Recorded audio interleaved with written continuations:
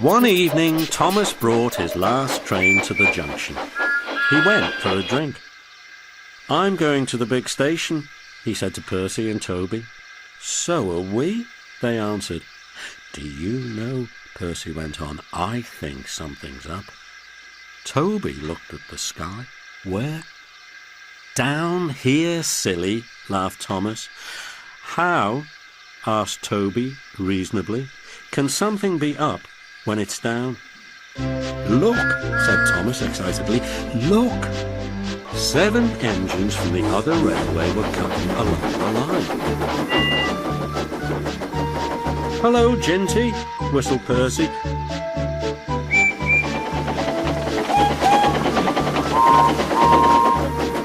"What is all this?" asked Thomas. "The Fat Controller's got a plan," answered his driver, "and he's going to tell it to us. Come on." So they followed to the big station at the end of the line where all the engines had gone.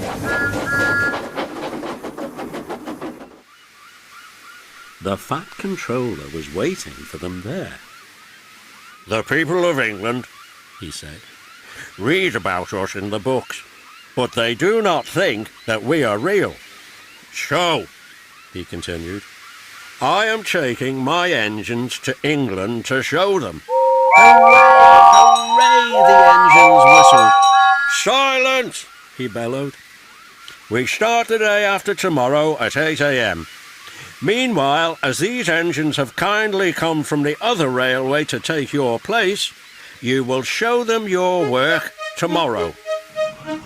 Next day, as Annie and Clara were going too, Thomas and Ginty practiced with some other coaches.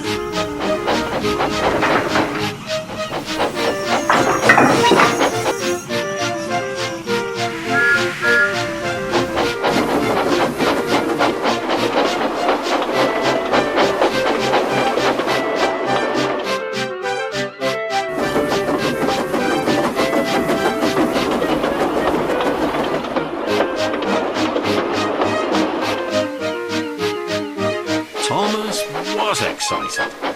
He began boasting about his race with Bertie. "I whooshed through the tunnel and stopped an inch from the buffers, like this." The buffers broke. No one was hurt, but Thomas's front was badly bent. They telephoned the Fat Controller. "I'll send up some men," he said, "but if they can't mend Thomas in time, we'll go to England without him." Next morning, the engines waited at the junction. Toby and Percy were each on a truck, and Duck had pushed them into place behind Edward. Gordon, James and Henry were in front. They whistled impatiently.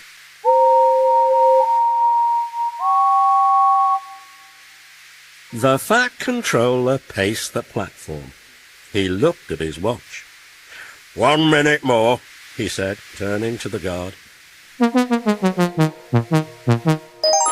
"Peep, peep, peep," whistled Thomas, and panted into the station. Annie and Clarabelle twittered anxiously. "We hope we're not late. It isn't quite 8. The guard blew his whistle and waved his flag. The engines whistled, "Look out, England, here we come!" and the cavalcade puffed off.